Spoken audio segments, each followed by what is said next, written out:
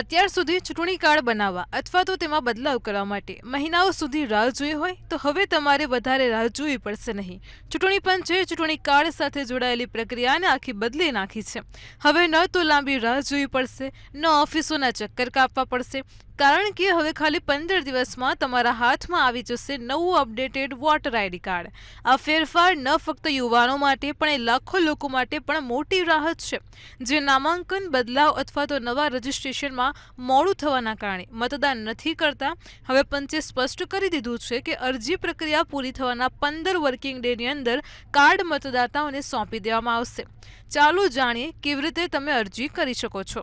સૌથી પહેલા voters.eci.government.in portal પર જઈને ઓનલાઈન અરજી કરો. જરૂરી ડોક્યુમેન્ટ જેમ કે ઉંમરનું પ્રમાણ, સરનામાનો પુરાવો અને ફોટો અપલોડ કરો.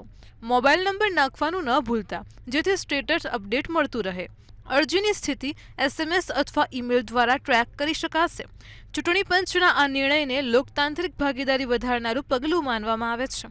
આયોગનું કહેવું છે કે ડિજિટલ અને ફિઝિકલ બંને ફોર્મેટ્સમાં વોટર આઈડી કાર્ડની ડિલિવરીને ટ્રેક કરવા લાયક બનાવ્યું છે. ટૂંક સમયમાં દરેક જિલ્લામાં તેના માટે અલગ ડેસ્ક પણ તૈયાર થશે. આવી જ માહિતી માટે જોતા રહો મંતવ્ય ન્યૂઝ.